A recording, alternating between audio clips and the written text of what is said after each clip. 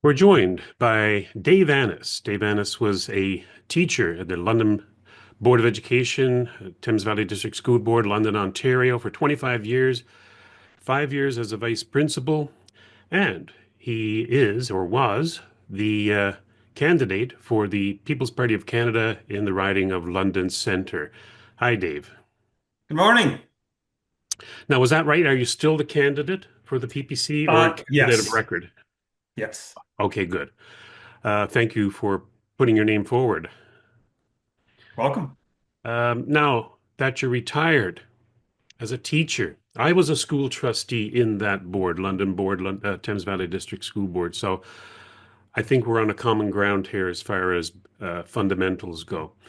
Yeah. And I know that there was a number of teachers who had taken issue with a lot of the policies of the board and the province and weren't allowed to say anything for fear of reprisal, both from the board, their employer, or the Ministry of Education, or worst of all, the College of Teachers. Yes. So now that you're retired and you are a free agent now to speak your mind, what is the most burning issue that you had when you were a vice principal or an elementary school teacher that you wanted to tell the people, the public, but were afraid to?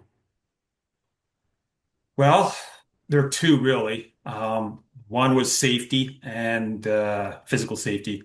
The other one is ideology that is just rampant in Ontario schools.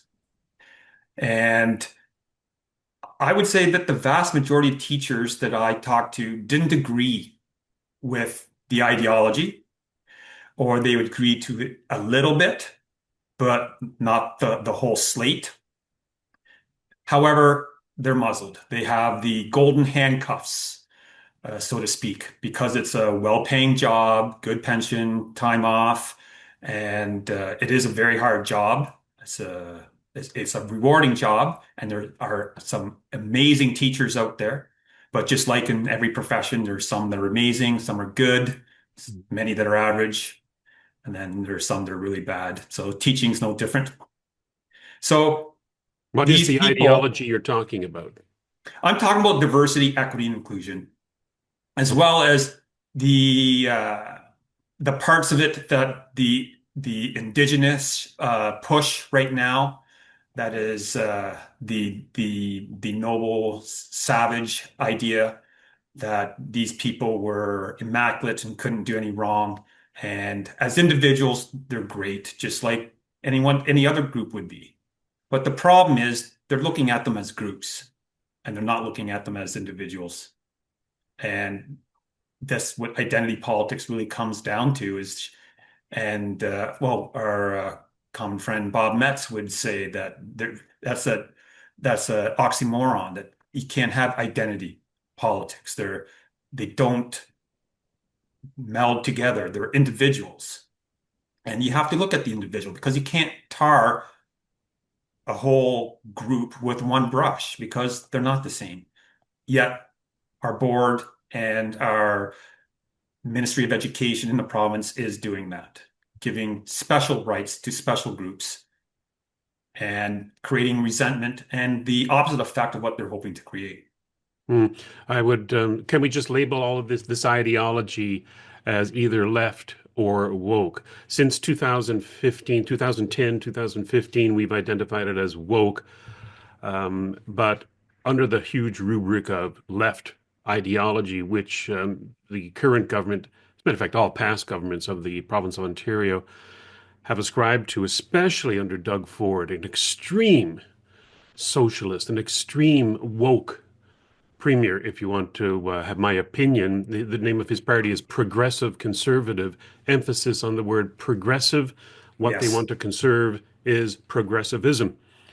So that is the ideology. Okay, so we've got identified that. Now, Yeah. what about the makeup of the teachers in the Thames Valley District School Board? I would imagine that they are pretty much no different demographically as far as ideology goes than the rest of the country. A majority of them would actually be in favor of the ideology of their government and governments, federal and provincial. A very large minority would be small c, large c conservative, however we want to describe it, as being in opposition to the irrationality of the left-wing politics of their province and country. And we're talking then about many thousands of teachers. I think when I left, we had employed 5,000 teachers or had at least 5,000 employees in that board. So we're talking many, many hundreds, if not 1,000 or more teachers who are stifled. Would I be correct in that assumption? Yes, yes, they are muzzled. I you know, I used to think that they were the majority of the young generation that's coming into teaching are left wing. I don't know because they're self-censoring. They are afraid to talk out. They are afraid to let your views be known.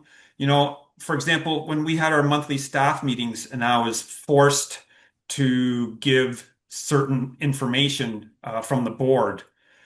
For example, there's this, and how that would happen is the board would prepare a slideshow and they would send it out to all the school administrators and we would present it and give the speaking notes or create our own if we wanted, as long as they followed the main message.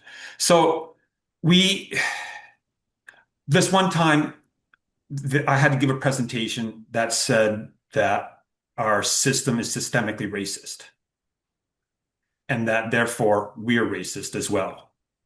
Meaning And my, whites, pardon? meaning, of course, the white portion of Yes, the staff. yes. And my staff at the time at the school I was at is mostly white. And they sat there like this and arms crossed, faces angry looking. Because again, it's the signing of guilt or association by group, collectivism instead of the individual. And so I couched what I said by saying, I'm being required to tell you blah, blah, blah, blah. And then I double checked with one teacher that I trust that I found out has similar views as I do. I said, so are the staff getting what I mean by I am required to tell you? And she said, oh yes, they all know that you're just saying the party line, but that you yourself don't believe it. So back to your question, some after that started coming to me and saying things. For example, I had one staff member after the American election. He came into my office and he whispered that he's happy Trump won because they're now going to close the borders. You know, just stuff like that. And then I just said out loud, not whispering, I'm happy that Trump won so that he'll close the borders. And I'm not whispering about it. But I'm not going to bring that up in the school unless someone else talks to me first, right? Because that's not my job as a school administrator is to talk politics. But, and so that those little tidbits of information that you give out, they spread. And so the staff at that school came to know where I stood in certain areas. But some would come to me, but others would not.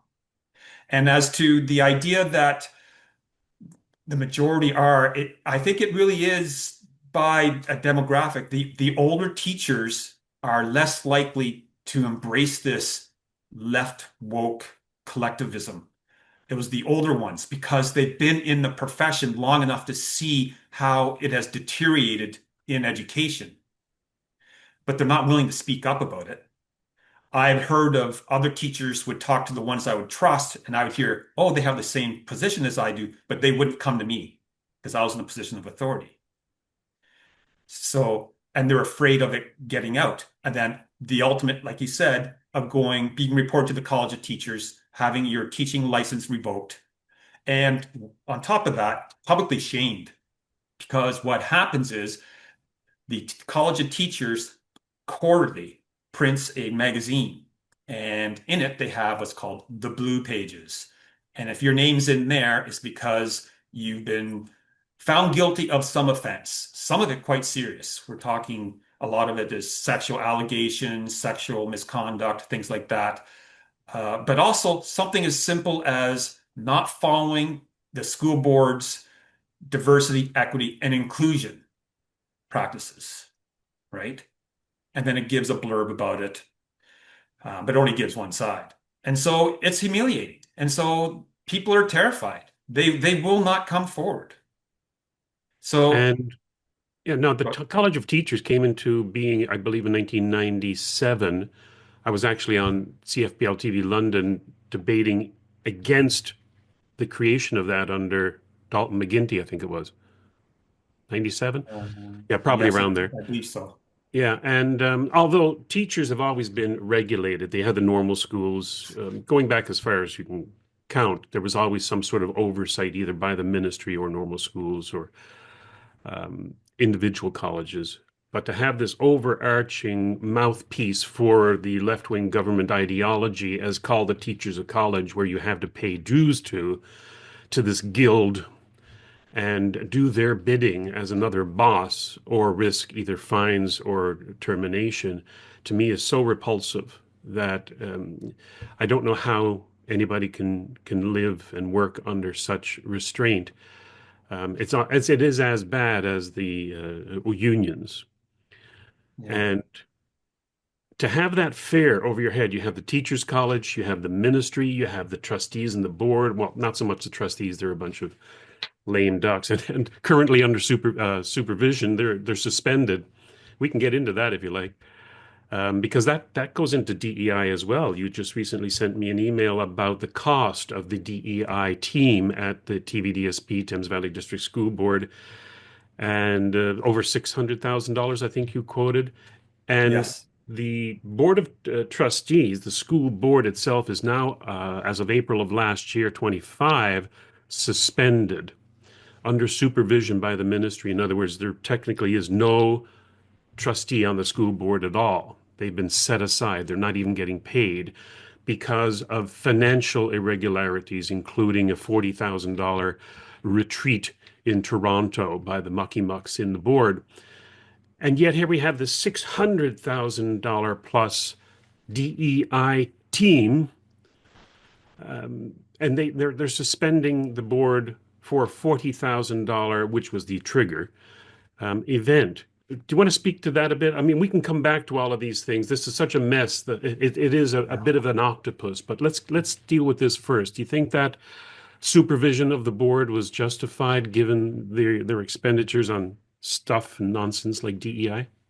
Absolutely. Yeah. Absolutely. They deserved it. Um, Now, the board is in debt some crazy millions amount. They're cutting back resources for special education. All right. And then they're called senior administration. So for those of you who don't know, administration is broken into two levels. So you have senior administration, that'd be superintendents and the director. And then you would have school administration, which would be principals and vice principals. And so the senior administration went on a trip to the Rogers Center, aka Sky Dome, and spent money on this while doing the cutbacks to special education, pink slips to educational assistants. And those are the people in the school board that work with our special needs students one-on-one, or they might have two-on-one, that sort of thing. So these cuts would mean that there are less people specifically working with these students that have really challenging issues. And then if those people aren't there to deal with those issues, it falls onto the shoulders of the teachers in the regular classroom. So your child, whether typically most of them are not special needs, of course, all right, will have some of these students in their room, and they might have a part-time EA or three-quarters of a time EA. And whatever time that there is not an EA there, it's up to the classroom teacher.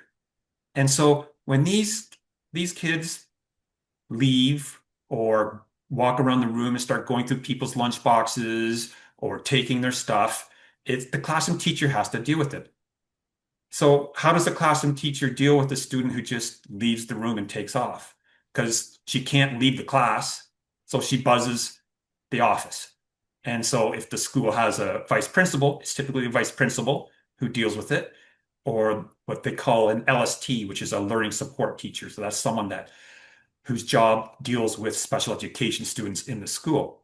And so these resources are being taken away from everyday education, from dealing with helping the principal and the vice principal, dealing with typical everyday school issues.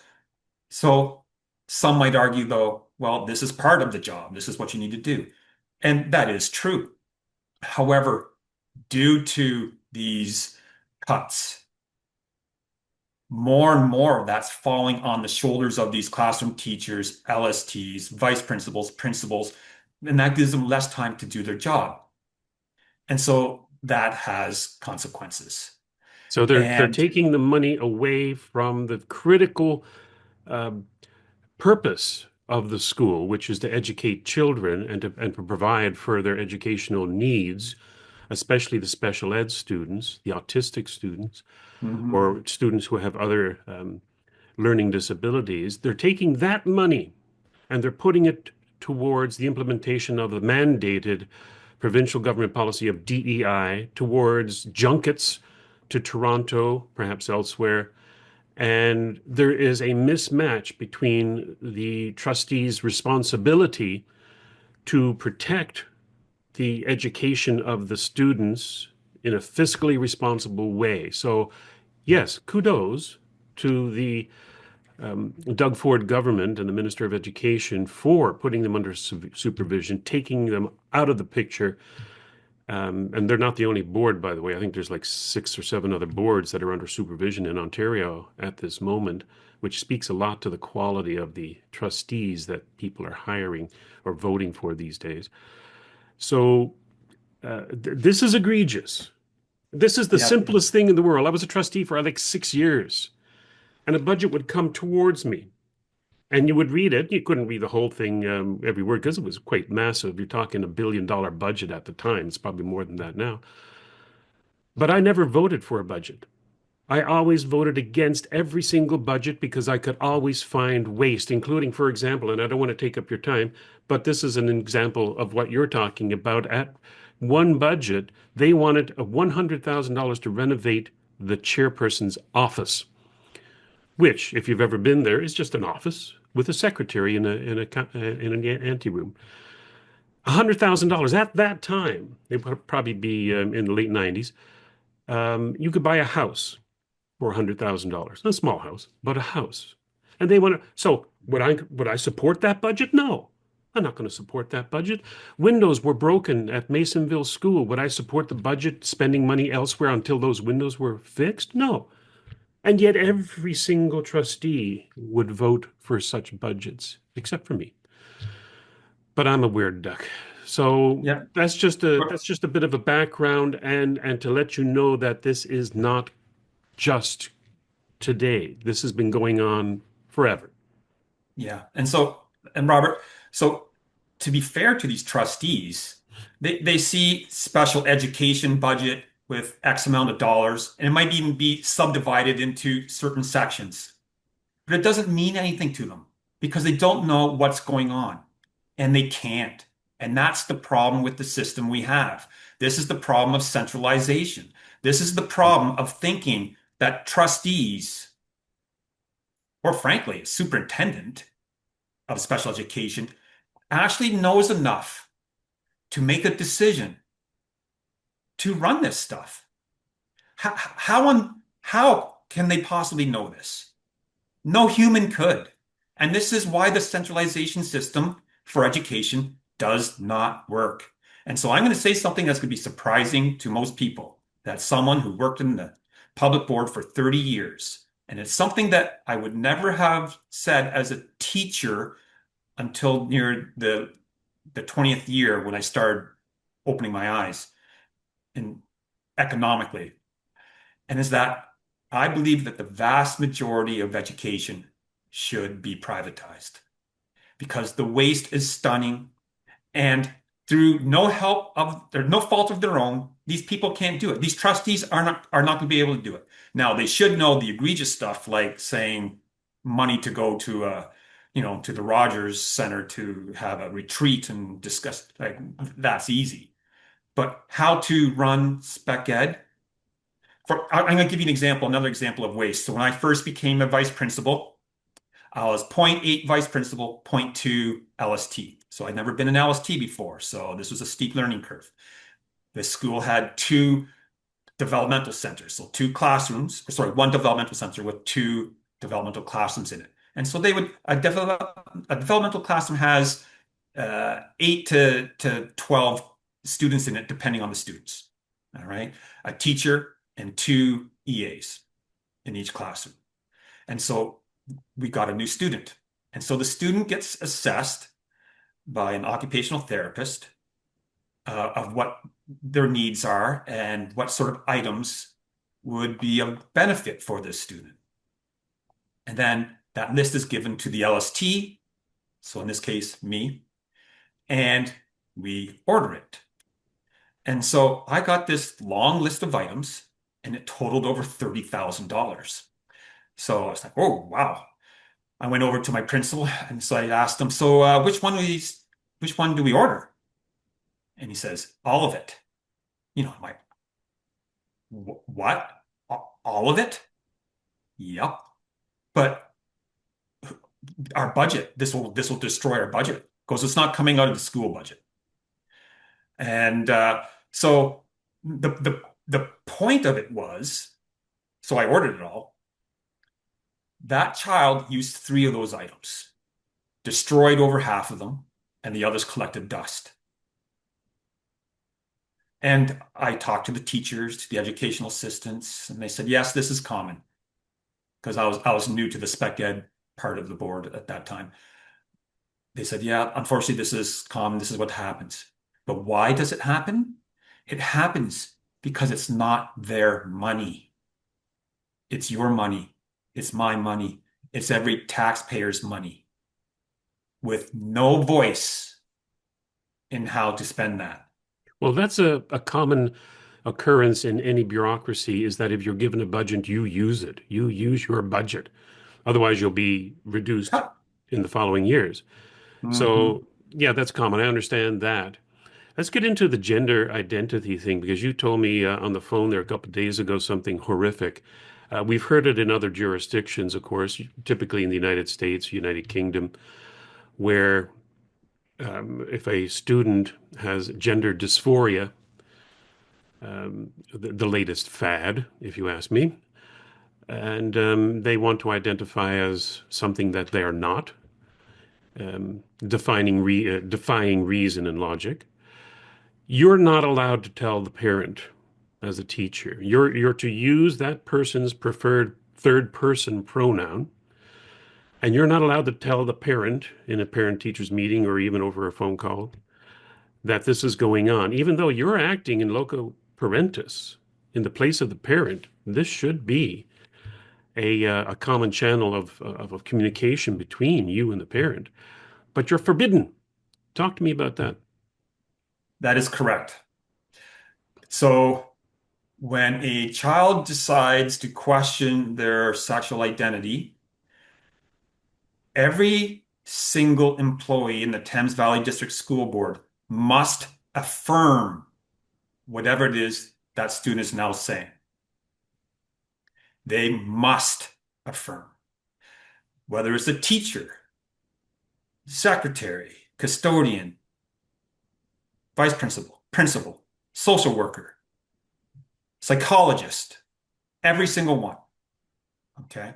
Now, the board has a policy that forbids the staff from speaking to those parents, and it comes under the umbrella of safety because there is the fear by these people who wrote this policy that the parents of these children will somehow strike out in some fashion against these kids. The unspoken uh, the unspoken issue here is that I believe that they're really worried that the parents will say, no, you're not a girl, you're a boy, or no, you're not a boy, you're a girl and you're perfect the way you are. And yes, we do have students who suffer from gender dysphoria. It's a real thing. But all the scientific literature, from the CAST report that came out from the UK, it shows that roughly 90% of these students, if you leave them alone, they grow out of it. So what happens or what can happen if a student questions their identity? So a teacher might say, are you sure you're a boy? Or are you sure you're a girl? And then the kid might question it. And then they might think, no, the opposite one. And then that triggers a response. And so all the staff that teach that student would be told. All the administrators would be told. And so we now, if they're old enough and they decide, you know what, I'm biologically female, but I want to use male pronouns. The teacher must use the pronouns that the student wants. Typically, it's they, them, but sometimes it's the opposite sex, he, and it's in the report card. So, what the board will do, because they're saying that they're worried about the child's safety, and they probably are, is that they will come up and have come up with systems that hide the change of pronoun. So they would come up with two sets of report cards. One would go home to the parent with the biological pronouns, and there'd be a separate one. Yes, because you have to keep the child safe. I wonder if under freedom of information, a parent could ask for that second report card if they even know about it. Well, it's I not imagine common. I imagine that there would be some loophole to say, oh no, we can't do that. Just like you can't under FOIA or freedom of information ask for a police report if it's done under duty of policing, you can't get it. And Yeah. this would probably have some sort of loophole, but I did not know that. This is amazing. Double reporting. It's like they're Yeah. keeping two books. Yeah, yeah, cooking the books. So they also they had an issue with Google Classroom, because Google Classroom was a tool used by teachers, accessible by students, and you could send summary reports to the parents if the parents signed up for it. And there was some kind of mismatch where there were pronouns that were being revealed, and then so they fixed that. Okay, so they look at the technology. They they also uh, there's the issue of sports teams. Okay, so this isn't common. I don't want anyone to listen to this and think it's common and rampant because it is not. The fact that it But happens once is but it egregious enough. yes, it's happening. So I have three daughters. They're in their 20s, and they were all sporty. And if my kids were entering kindergarten right now, I would not send them to public education because there's the risk that I will get some left-wing collectivist supporting teacher, which is what these teachers' colleges attract. All right. Question. So my daughters, are you sure you're a girl? Because they all played sports. And the They one, would encourage the transition. they would encourage it. Yes. Now, again, you can't say that they're all doing this or even the majority are doing this because they're not. I've had plenty of student teachers come through from teachers' colleges. They got 2 feet planted on the ground that they're realistic. They don't believe in it. Then they censor, but you can tell. But I had one of these people fill in for a teacher that was off for 2 months near the end of the year, so she had to write the report cards. And without any instruction from me or anyone else, use they, them for every single student in the classroom. She took it upon herself to do that. And so I I found this out because uh, we, as school administrators, we read every single report card just to check that they're following the guidelines that the board has set out for report cards and give feedback to the staff. And I saw this. What's going on? And so I brought her in and I said, I noticed that you've changed the pronouns to they, them. I said, why'd you do that? Well, I don't want to offend anyone. And at first, I just paused for about 3 seconds to see if she was joking and playing a joke on me. But no, she believed this. And I said to her, I said, listen, if I send these home, I'm going to offend every single one of these parents. And she looked at me like I'd grown a second head. She goes, really? And so this is what's out there. Not only that, Dave, she violated DEI because she's not using the preferred pronouns of the students. Yes. Well, let's She's let's making chalk them that up. up to inexperience and being a young teacher. So, but it's stunning. And for hiring, so you think I said it's stratified by age about probably whether they would believe it, more likely to believe this. And I'm telling you that the younger ones would because there's a bias to these teachers' colleges. So for hiring, here's how the hiring system works in Thames Valley. So I have a teacher comes to me, says she has to go off for maternity leave or illness, whatever. And so we post a job. And so that involves filling out some information on that goes to the board office, and we fill in the requirements, the time, that sort of stuff. And so it gets posted. People who are interested will apply. And so the board has a system that is a merit-based system for the most part. But there's a second part. They have a tiebreaker. And so they have rules that school administrators must interview at least three applicants. Okay. But we can choose to have more. So typically, most school administrators will generally interview 5 or 6. But how do you choose which ones to interview?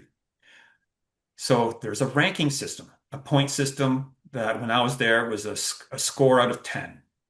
And the board would come up with certain criteria that were legit. And I agree this was good by the Thames Valley Board, qualifications, experience, all these sort of things that you would think, any job would have.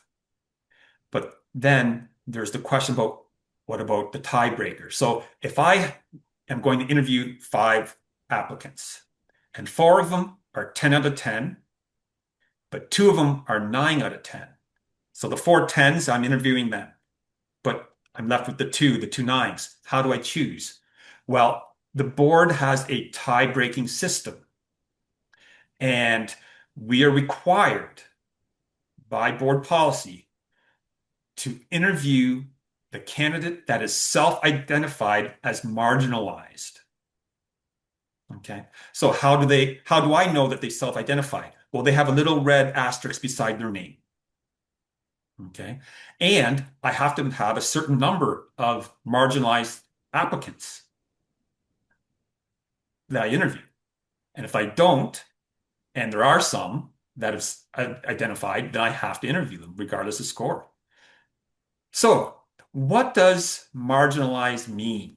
So when they fill in these applicants, when they fill in their information to the board, to be a supply teacher and then to be able to apply for these job postings, they could fill in something like gay, lesbian, homosexual, all right, bisexual. Then you would see Asian. You would see asexual, pansexual. I would see mother of 3 kids. I would see mother with unsupportive husband. And I would see also the field left blank. They check the box, but they don't fill it in. And so they're getting the benefit of being chosen over someone who's not identifying as marginalized without even having to say what category of marginalization they fall under. And so, as you can see, this creates a push for these types of people to get interviewed. And does that mean they get the job? Of course not. But you're getting more and more of these people being interviewed, which increases the odds of them getting jobs, which means there's more and more of these people teaching, which means there are more and more of these people questioning, are you sure you're a whatever? Throwing pronouns, they, them, into report card comments. And then when you as a parent complain and you go to the board and you're called a far right extremist, that you're unsafe, that you're racist. And then, so then we're back to, well, who has the ultimate care here? And it should be the parent. But many, not all, not even a majority, but many of these educators think that they know better than the parents. And as an educator, I can tell you there are some really awful parents out there, and in those cases, right. But that's not the majority. And just because you have a degree, a teacher's college degree, and you specialized in English or physiology or whatever, doesn't mean you have expert knowledge on parenting. It's the audacity of some of these people is stunning. Now, I When I want to was, qualify that by also oh, yes, saying qualify that, yeah. that there are other staff that are not believing in this stuff, and they are amazing, and they don't push it. And so, again, you have to look at this as individual, not as a group. You can't say, oh, the teachers are all left, or the teachers are whatever, or the superintendents are all, because you don't know. I talked about those golden handcuffs because they have mortgage, they have a car loan, their kids going to university, whatever it is. They're not going to speak out. And so what do you do? It is a risk putting your child into public education. Now, I would not do it. There are alternatives. But the system is not set up for the benefit of parents. Or And children. yes, well, another example for example, the board says that it's there for children. And one of the policies they wanted to do is they wanted to reflect the population. So of students. So if half the students are black, they would want to hire black staff. Okay. If half of them are Asian, they want to hire Asian students. Well, I made a joke in the main office. I said, well, my school's almost all white, and the vast majority of staff are females. Half of my students are white males. So I guess by this policy, I should be hiring white male staff, you know? And I said it as a joke. And then I qualified by saying, no, I'm going to hire by merit. However, someone overheard that and reported it to my superintendent, and I got a phone call. I was told I can't be saying that stuff. Hmm. So the board has this policy, but it doesn't believe it.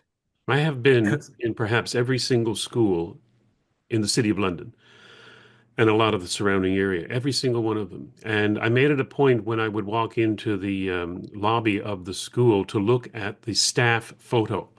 Every school has in the lobby a picture of all the staff. Yeah.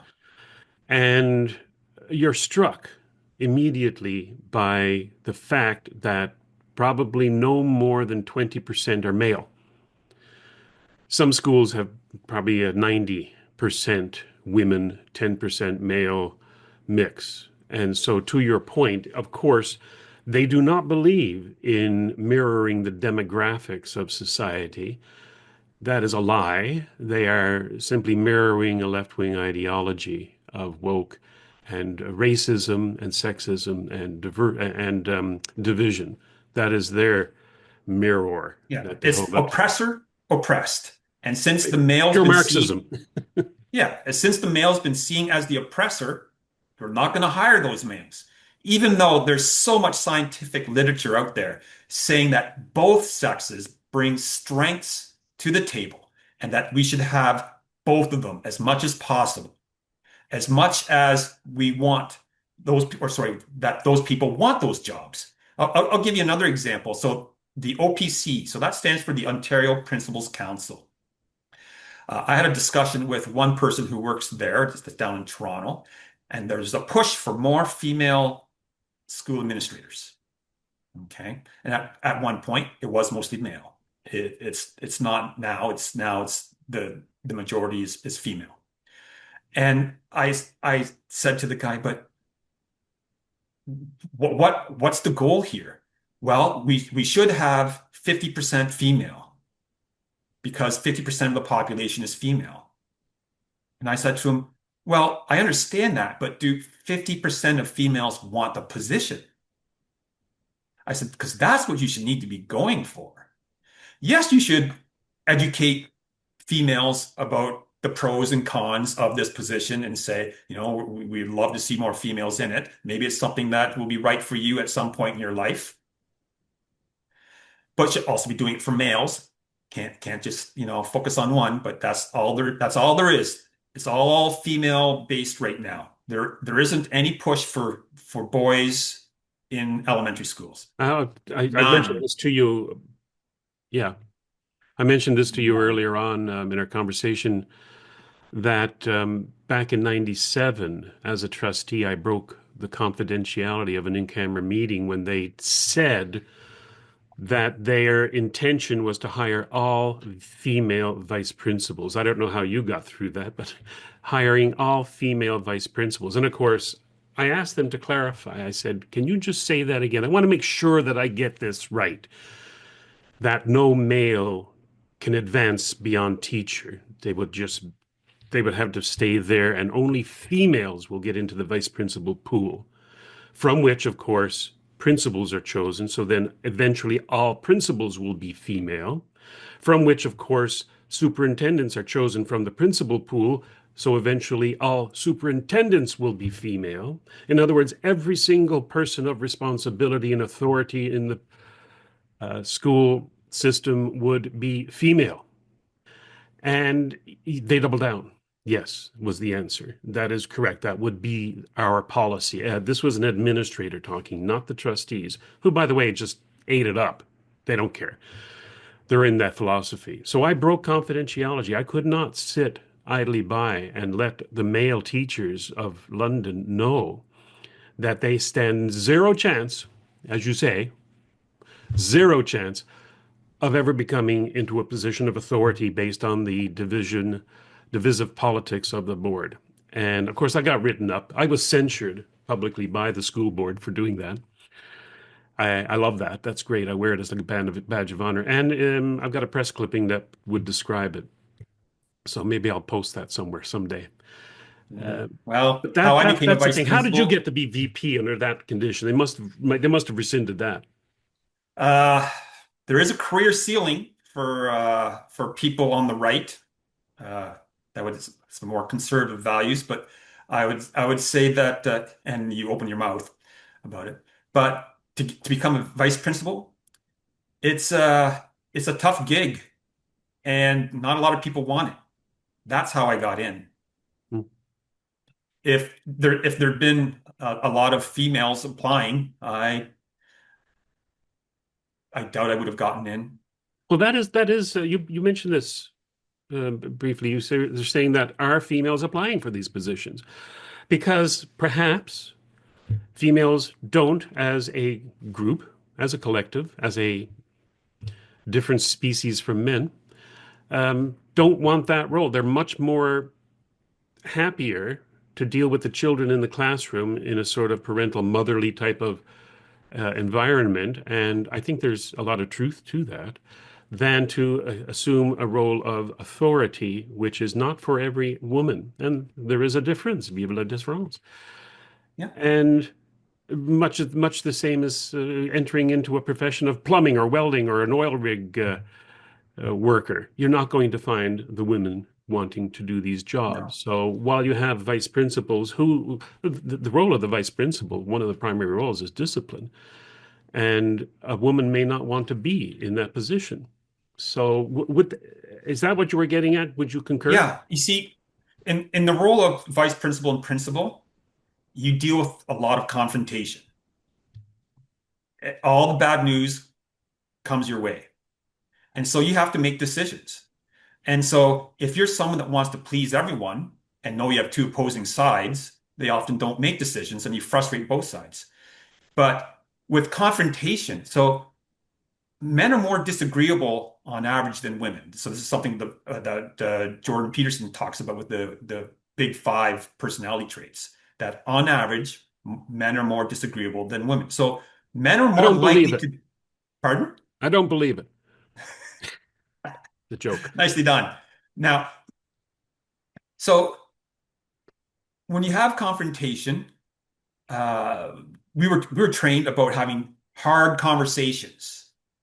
You know, this is confrontation, giving bad news. And so you're dealing with confrontation with students. You're dealing with, that's not so much a big deal for, for male or female, but it's the confrontation with staff and the confrontation with parents. And so I remember when I first started teaching, the principal that I was with at the time, I asked him, so what's it like? Because I was thinking down the road, eventually becoming one. And he said, it's like being a septic tank because all the crap comes your way. And I thought, ugh. But so you're dealing with a lot of negative information, a lot of negative consequences. And most women in general don't like dealing with that. And so I would see some people who are in the vice principal path, they would do it, they would return back to the classroom. And in the 5 years that I was a VP, I saw six return back to the classroom. Five of them were female, one of them was male. Okay. And please don't, and those of you who are watching and listening, don't say, well, I know someone who's the exception. Yes, I'm talking about in general. There are some awesome females who are very great at dealing with confrontation, but they're not the norm. Okay. They're not the norm. And so when going back to the hiring part, is that you need to be pushing for not to have 50% females in a role or 50% males in a role in any job, is you need to have the amount that want to be in the job. And if it's lower than that, if 25% of females want to be a principal and it's at 10%, then there's a problem. And then, yeah, you got to push. But, you know, and then I had this one teacher. She was thinking of becoming a vice principal, and she came to me. She says, I know you'll tell me the truth about the job. And I thought, oh, okay, that's good. And I told her all the positives as well, but I told her the negatives.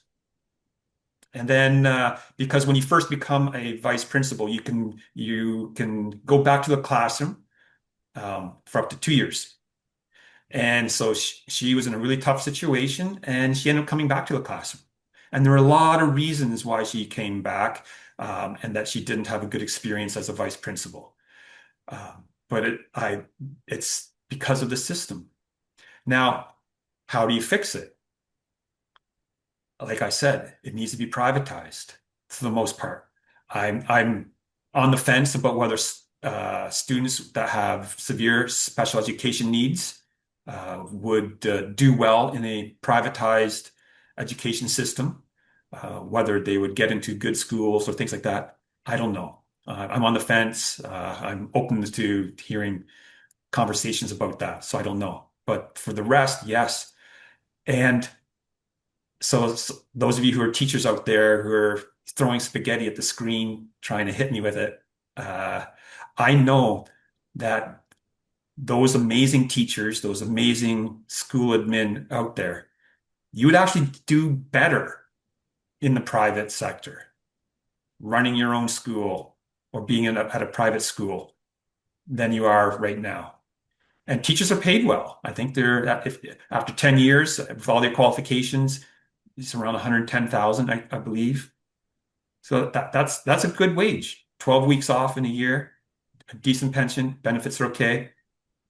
You know, it's a good job, but it's a hard job, and I recognize that. It can be brutal because you get these kids dumped into your class, and they come with all sorts of needs and issues, and it is tough. But in the private, there's the responsibility of the teacher and accountability for the teacher, but there's also the responsibility and accountability for the student. And that's what's lacking right now. There is very little.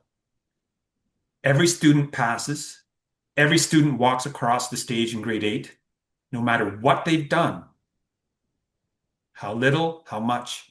I've asked the director of education once that very question: how many students in the Thames Valley District School Board, or it could have been the London Board, which was preceding that, graduated this year? And he said every single one. We didn't fail any, zero failures. And Yes, I said, what doing a then great is the job. value of a diploma? What Yeah, then is the value of a diploma when the biggest retard, stupidest student can get a diploma, and the brilliant genius in the classroom, the valedictorian, can get a diploma? It means nothing. It means nothing. And of course, well, it's child-centered learning. The education follows the child, and we do the best for each individual child. So, an objective measure of a diploma is that it is meaningless. It is simply a measure of the fact that you just spent 12 years of your life in a public institution, much like prison, same thing. So, this is a huge problem, I think, in that what the trustees and the teachers and the principals and the superintendents are doing is protecting a system. I came out as well when I was a trustee and said we should just abolish the Board of Ed. We should just abolish the Ministry of Education. yep, yep, Homeschool, charter schools, private schools. yes, That's the way of the yep. future. That's the way it can solve this problem, because this is a system that is, yeah, we're in agreement. This is a system that is destroying not only people's lives as far as education go as children and young adults, but also it is a huge waste of money. The amount of we did this research back in the day. The amount of money to educate a child privately is actually less than that if you talk about the aggregate. A child in the public school system, or even the Catholic board, another public school system, but under the Catholic system. We had a meeting once in a cafeteria. It was a private meeting with all the trustees, because the image that the board was getting was negative, mostly Oh due to no. me. And they wanted to have a talk about it, and they couldn't exclude me, obviously. And so they asked me point blank, why are you a trustee? And I said, I want the best education at the lowest cost. That's the role of a trustee. Best education, lowest cost. Why are you a trustee? I asked them back, and to a person, and they all responded. To a person, it was to protect the public education system. In those words, to protect the public education system. They didn't like seeing students change their tax to go to the Catholic board. They would do everything to prevent that. They Yeah. didn't want to see parents homeschool. An idea, by the way, that people should understand in the province of Ontario, you're very unique in many respects in that a parent does not have to send their child to school. Check it out. You do not have to send your child to school. Can I You're interrupt for a second, truant. You're a Robert? truant if you send them to school and they don't show up. Then you're truant. Yeah. But So, as far as the laws of Ontario go, yeah, they trust the parent to be the arbiters of their child's education, and you don't even have to register with a school board. Now, mind you, it would be wise to do so, to let them know that you're homeschooling so that they get off your back. yeah, But people should know that you do not have to send your kid to school. In Ontario, you do in other provinces. yeah. Well, it's interesting because with what's available on the internet for education now, and with AI, you can become educated for next to nothing. There's something called the Khan Academy, Khan. So the reason I'm talking about this is some people think, well, I'd love to homeschool, but I don't have the skills to do it. You don't need the skills. you can use AI and it will tell you what to do. And it'll chunk boom, boom, boom, boom, and tell you all the steps, the order, all that sort of thing. It'll tell you the best resources. Something like Khan Academy, which is a math-based. It's amazing. The things you learn on YouTube or Rumble, amazing. Right now, so one of the big fallacies of education is that it's for teachers, they're required to meet the individual needs of every single student in their class. Well, it's impossible. It is literally impossible. You throw on that you're in a split grade, teaching a split grade, which 2 grades is the most that a teacher could possibly teach. But then you have IEP kids on there who are below grade level. Like I one year I had 7 kids on different level math IEP. So I was teaching grade 8 math, grade 7 math, grade 6, grade 5, grade 4, and grade 3. They're not getting the same kind of education. So I'm teaching the kids at the grade 8 level, and I'm using a certain method.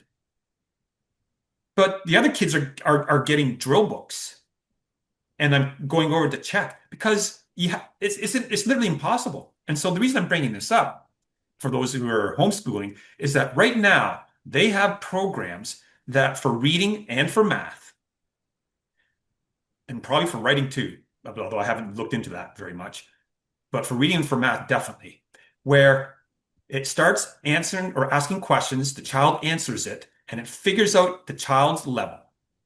And then it gives them the next level of what they should attain. And so now they truly are getting individualized education. Mm. And they're doing it at a fraction of the time. And it's going at the speed that they need. So those students that are super intelligent and keen, they're whipping through. Okay, what we call enriched or gifted now. They can whip through stuff. Like my daughters, they're really good at math. My youngest, because this story kind of burns me, but I recognized what she was doing. She would get her work done in 10 minutes and then go wander the halls and go into other classrooms and talk to her friends. I'm like, what? She goes, Dad, I'm going to tell you something, but you promise you can't get mad. And then, she'd tell me. She goes, don't tell the teacher, don't call the teacher, don't. And someone would say, well, Dave, that's an opportunity for that teacher to be enriching your child by giving him or her more work to do. And yes, they could have done that, unless they're being overwhelmed with dealing with the kids who are struggling and they don't even notice those, kids who are whipping through things. They think, do you know what? They're not disrupting the classroom. That's fine. I'm just going to deal with these kids that actually need my help. But see, this is what's going on. So this was in high school. This is a grade 11, grade 12, so university level, right? Because they de-streamed on many of these grades, grade 9, grade 10 in high school. Yeah, it's the system's not working. It's not working. It's a collectivist system. It needs to be privatized. The amazing teachers, the amazing school administrators will do better than they currently are financially right now with less stress. Because, like I said to you, there's no responsibility for the parent and for the student. So They're what was the academic level of these children that you were teaching? Elementary school, grade 7 and 8, I understand. So what you're talking 12 to 14 years old in that area.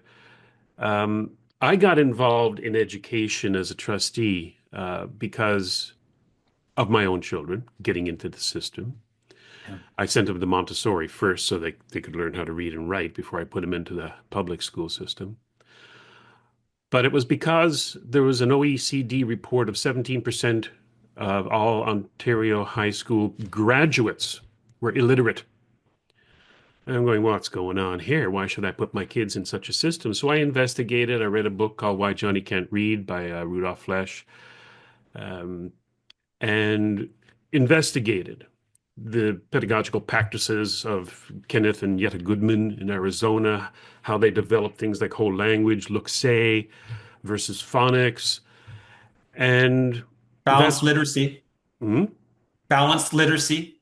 Yeah, well, it's gone by a host of different names over the years. By the Yep. way, for many hundreds of years, people have tried to get away from the phonetic deconstruction of language and to decipher the code. And that's all it is. 26 letters, I think it's 47 sounds. Boom. Put them together, you got 97.4% of all the English language is phonetic. The rest can be learned, like the word the TH sound is not a phonetic sound, it's Yeah. something you have to learn. And that's how I got into it. So I want to ask you, your students, how were they in reading and writing and language comprehension, literature, things like that? Did you find it okay, or have they started Um, introducing phonics into the system? yeah. So when I was teaching balanced literacy, and it's all those things that you just talked about.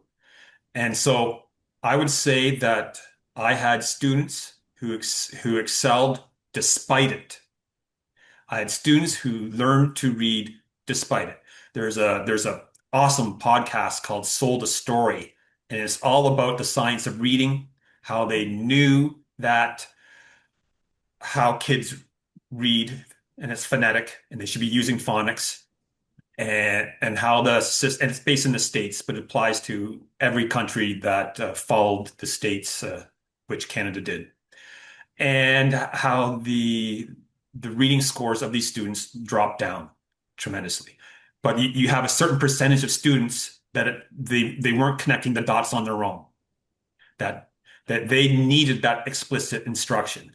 And so Ontario noticed that these numbers of illiterate children graduating or not graduating as illiterates, it did an inquiry, the science of reading inquiry, and found that the majority of school boards, mine being one of them, were not using science to teach.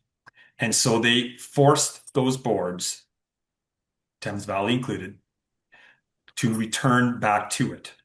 And to Thames Valley's credit, they did a great job in retraining the teachers, the staff in doing that. So kudos to Excellent. Thames Valley for that. No, excellent. I've got so many clippings that I could go back. I got to publish these someday, maybe under the host section of Just Right Media's page. But the Freedom Party of Ontario, of which Bob Metz was the founder, put out a production called Just Say No to Whole Language, KNOW, where we talked about the history of language and reading and instruction. And I remember we were invited, both Bob and I, to the home of a teacher in London who took exception, who was a member of the Freedom Party, but took exception to this particular policy of ours, Yeah. education policy. And it took about an hour and it got a little heated at the end there. But what this teacher, a woman, meant by the word reading was different from what we were talking about when we said to read. If I put up DOG, to read it means dog. To understand what a dog is something, is comprehension. And she was conflating reading with comprehension. And that Yeah. was a big issue. And when she understood, then finally that no, when we're talking about reading, we're talking about deciphering the code. Yeah. But my child at 6, I could give them a chemistry textbook from university. They could read it. Would they Yeah. understand it? No, I probably didn't understand it. But the point is, they could read it. Then they can go and say, what does this word mean? And then pronounce the word. That's phonics. That's reading. Yes. It's not Yeah. comprehension. It's That comes deciphering. over many years of Yep. experience. So Exactly. there's a stumbling block. This teacher didn't Yeah. know what the word reading meant. Yeah. And well, to get back to your question about how the students are doing, so in Ontario we have the EQAO. So it's a test of the grade 3 and 6 reading, writing, and math, and then grade 9 math and grade 10 literacy. And the scores are going up. So the goal is to get a level 3 or higher, because level 3 means you're meeting the expectations. Okay. Well, the numbers were going up. But then I would get these grade 4 and grade 7 staff coming to me, and they're saying, it said in their EQA score that Johnny got a level 3 in reading, but he can't read. So the EQAO scores are not a good measuring stick for reading. Just it's just coming back, Robert, to what you said, that when everyone passes and everyone gets a diploma, because that's the goal, then they become meaningless. When everyone gets a high school diploma, well, that's good. But when everyone gets a degree, well, it's the scarce things that are worth something. When everyone's got a degree is no longer worth anything. And so the school board's push is to have everyone go to university because they see that as the best path to a successful and fulfilling life. And for some students, it will be, but for others, it will be miserable. And They're it's setting not. them up for failure. They're setting a goal that they think is best for the child, contrary maybe to what the child would think. And then when the child follows the leader, because this is the want of children is to please the adults, they become frustrated.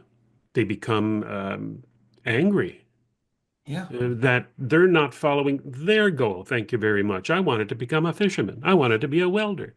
I wanted to be in yeah, construction like my dad. No, no, no, no. Matriculate. Go to university. Be a yeah. doctor. You know. And the irony of all ironies now is that these university jobs are the ones at risk from AI.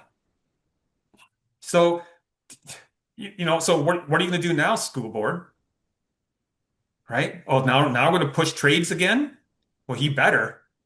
And I had a plumber come in to fix my sink about a month ago, and I said, "So is it busy out there?" He says, "Yeah, I'm turning down jobs." Yep. He says, I could be working 24/7 and I would It's the still same in not this get, province. It's the same here. yeah. I said, so would you say that as a plumber that you're making, 75, $80,000? I said, in general, plumbers in general. He says, oh, easily, easily. He says, it all depends on how much you work. And also if you own your own business, you'd be making more, he says. But he says, and it's not just plumbing, it's electricians. It's carpenters, it's welders. And I said, when you went to school, I said, was it here in Ontario? He said, yeah. I said, was there a push for trades? He says, no. He says, he was dyslexic. He had trouble reading. And so he knew he was going into trades. And that's not necessary to say, and I know this, that just because a person may not have that particular desire to get into academe, to be intellectual, that doesn't mean that they aren't intellectually inclined, that you can have a very intelligent, smart, well-read electrician or plumber or Yeah. tradesperson. Right? This is not a disparagement or a judgment No, against them. I no. think that that's probably some of the mindset of the people Yeah. who are saying, "Oh, you got to matriculate, you got to go to university. That's Yeah. better for you." Yeah. Um, And it's funny because university, that's the home of no accountability of ideas, right? They throw out ideas and they don't suffer the consequences. Again, just like I believe elementary and secondary should be privatized, so should universities. Then you get accountability. Then because it's your money. Your money's on the line. well, in You have some skin in the respects, game. now down in the States, universities are government. Here, for example, if you go onto the University of Western Ontario, you'll see a sign at the gates before you enter is that this is private property. This is a private institution. It receives government largesse, government funding, but technically it's private. So privatization in this respect may not be the answer. I think Mm, to be more specific, it is making sure that government get out of the education business, the education service, because that is what it should be, because how do you get a good product? Through competition, through the Yes. price system, through Yeah. capitalism, by Yes. providing a need, providing filling a need, filling a purpose. That is not done when everything is just given to you by government and they throw money Exactly. at you. Yeah. Yeah. And the centralization allows choke points, bottlenecks. And when you have that, it is easy to get captured. And this is what's happened.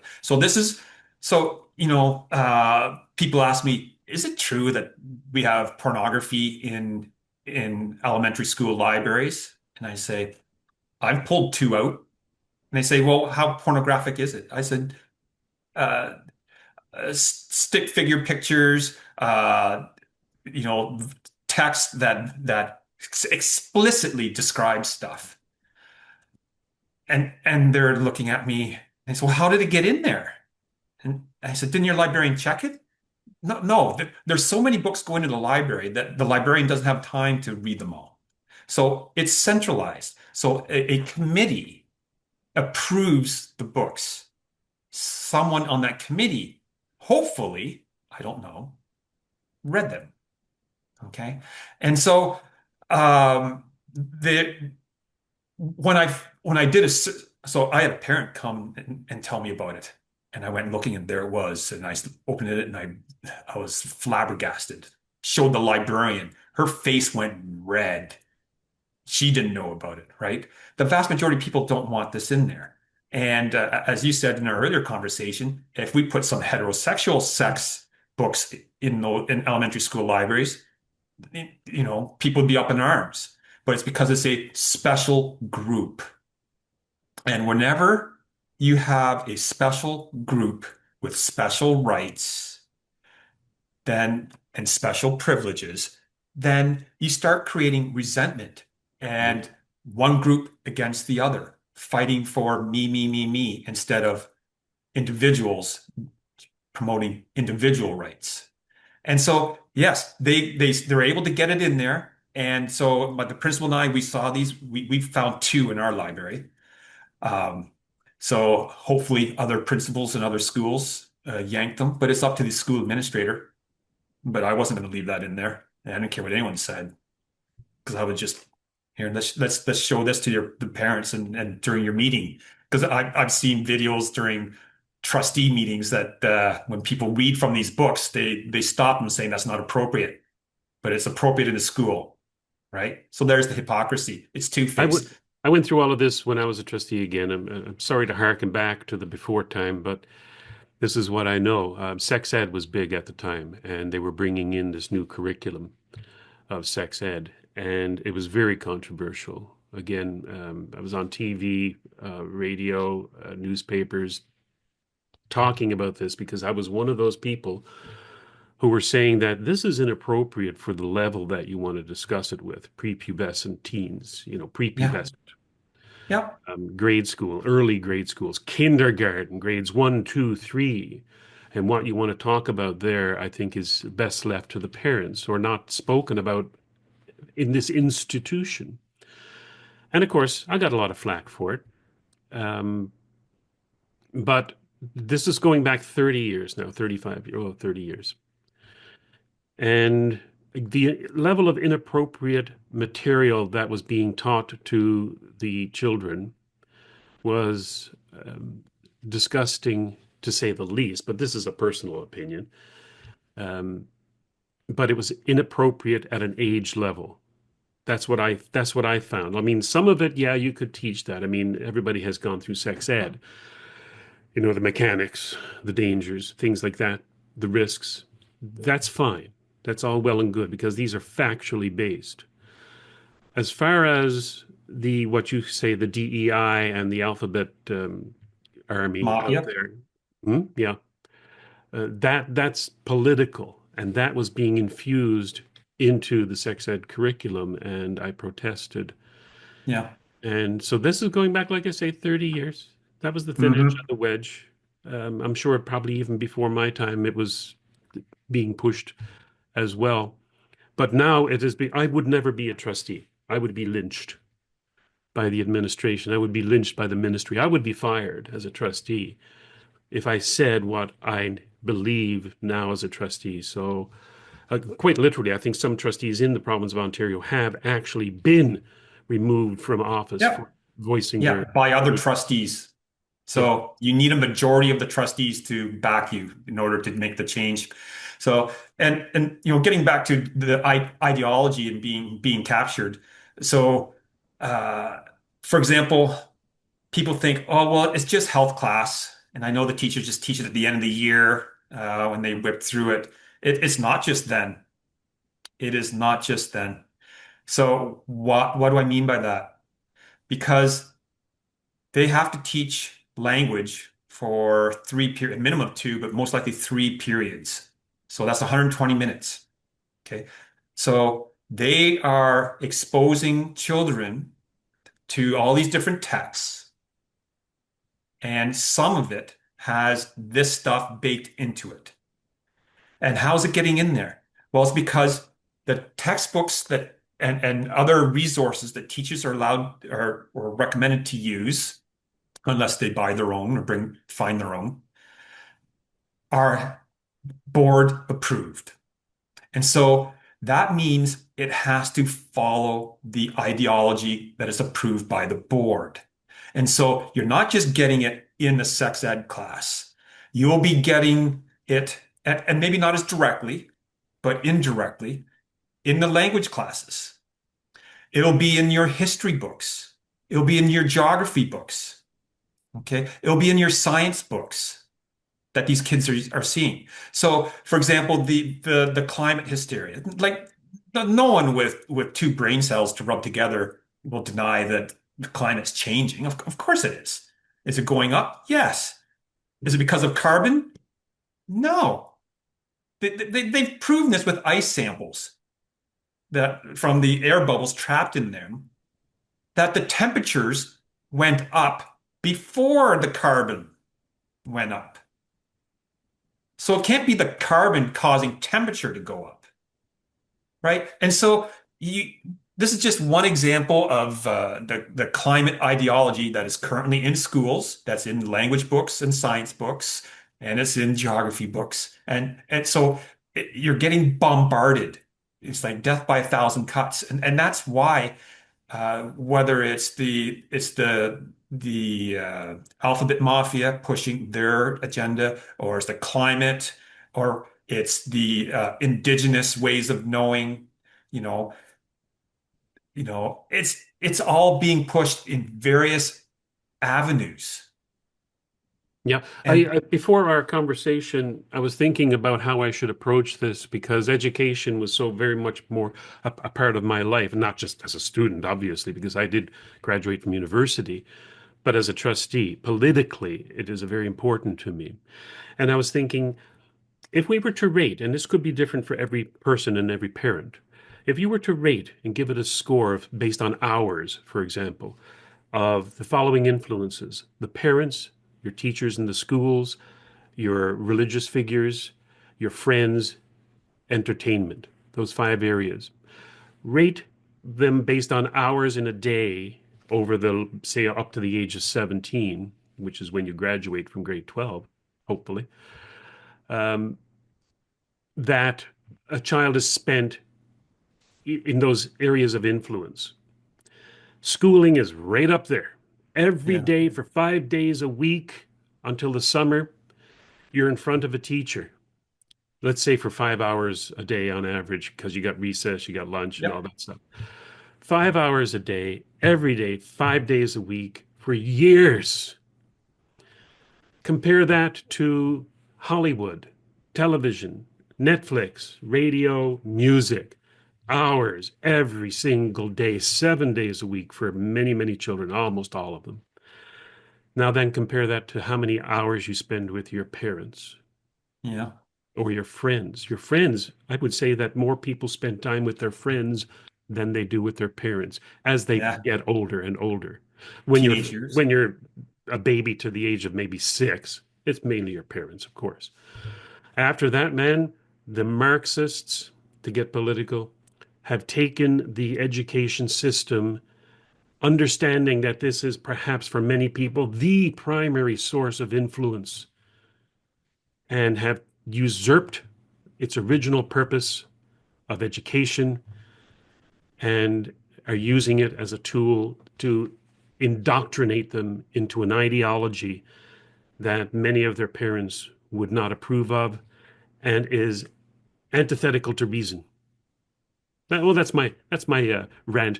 You tell me, do you I agree? agree. Oh, okay, good. I agree completely. And so what's the solution? The solution is to take your kid out. Yep. And I understand that for many people it's not a possibility because they need it acts as childcare while they're at work. Fair enough. Absolutely. But then Remember, they don't have to send the kids. You don't even have to teach your child. You don't even have to homeschool.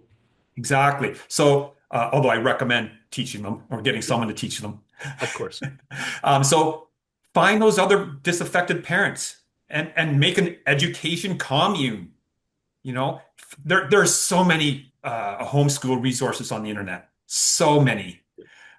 Find those, and there are lots of teachers who are disaffected that do not like this system whatsoever, but they're forced in it because there is no other choice. But the biggest vote you have is with your money. And when you send your child to school, the school board gets a per pupil grant of X amount of dollars. And when you pull your child out, that is when the school board will finally listen to you as a parent. It is the only time they'll listen to you. Guaranteed. I have a good friend who was raised Catholic, as was I. No longer, of course, lapsed, if you would. And when he had his children, he sent them to Catholic school, not because he was Catholic, because, like I said, he was no longer Catholic, except that's how he Yeah. was brought up. Because his viewpoint was the public education system was amoral. Anything goes. There is no Yes. right and wrong. While the Catholic system, wrong in his eyes that it was, about a level of morality, their metaphysics, epistemology, and ethics are different than his. He said at least they taught that there is a right and a wrong, that there is a moral code by which you should live your life. It's up to me as a parent to basically deprogram them or set them straight when they come home. However, that was preferential to a system which is in the public school system, which is anything goes. There is no right or wrong. Who am I to judge? Is the motto of public school system. And I would Yeah. agree with him. And if anybody out there in Ontario or any other province is listening to this, give that a thought. Perhaps you don't want your money, your tax dollars, going to the public school system. Consider putting them into the Catholic school system Yeah. if you're able, or Yeah. another religious school system if you're able. Yeah. Because, or don't school them at all, or homeschool them, because, in my opinion, and this again is just my opinion, and I was a school trustee and my kids went to public school, the education that they would get there um, makes them less capable of becoming responsible adults than zero education in a formal sense.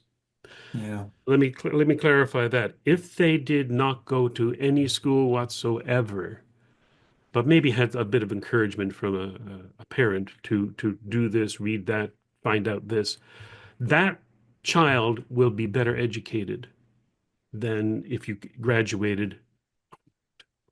What does that word mean? Left the public school system after 12 years. Yeah. I mean that because the people in the public school, the children who go through that are being taught nonsense, irrationality, division, hatred, racism, sexism. That is what Yeah. they're being indoctrinated in. While a person left to their own devices will not usually um, be subjected to these things unless they Yeah. are watching Hollywood movies. Yes. And dear listener and viewers, not all of them. We're saying in general. Just keep that in mind. But I keep that in always have mind. to say that, Dave. It's I know. becoming actually a little tedious Can you because put a banner that just scrolls along the bottom? This is a part of reason. When we say that this is the case, and if we're talking about a system of thousands and tens of thousands of people, oh, do you mean every single teacher in every single situation is acting just like this? Don't be a fool. Of course not. Yeah. You know, Yeah. it has to be said because there are too many fools out there who are going to take this. What you're saying, what I'm saying is that every single person is talking Yeah. like this, and it's not the case. Yeah. You're a good case in point. Yeah. And so like to end, I would just like to say, despite the many, many awesome and competent school administrators and teachers in the public system, you have to realize that your children are your responsibility. Their safety is your responsibility. Their education is your responsibility. And just like what Robert said, it's really hard to deprogram or to get rid of a bad habit. So I recommend getting them out of the public school system because the money will follow them to the Catholic board if you switch to that. It is less woke, less left, although it still has its issues. But if you go to them and tell them why you're sending them there and say and push, they're more likely to see why you came and want to keep you. Because I know that the public board is bleeding students to the Catholic board right now in the London area, and they're worried about it. They're having meetings about it. They've asked us for why these students are leaving. In my last meeting before I retired, I was asked this, and I said nothing because whenever I've opened my mouth in the past, they've just disciplined me or didn't listen. So I'm not going to help you out now. But maybe you'll watch this video and get mad at it anyway and learn the truth. And maybe you'll change, and that would be wonderful. But yes, parents, take them out. I would not send my own kids into the system if they're in kindergarten right now. I would probably homeschool, but if that's not an option, private school if you can afford it, Catholic school or some other religious school, and have the money flow to them. And when the money flows away from the public board and you create a crisis by leaving them, that's when they'll suddenly listen and realize, oh, you have a voice now. Because money speaks louder than any word, and it is the best way you can vote. That's a great place to end it, Dave. I thank you very much. And again, in the next election, um, put your vote towards Dave Annis if you're in London Center. Dave, Yes, and yes, I recognize that education is not part of the federal this is true. jurisdiction. That's fine. But as Robert, you mentioned about coming on again in the future to talk about federal issues with that the PPC is champion, and I would love to do that. So yeah, Great. We'll talk looking again. forward to Thank it. you very much, Dave. Appreciate it. All right, thank you.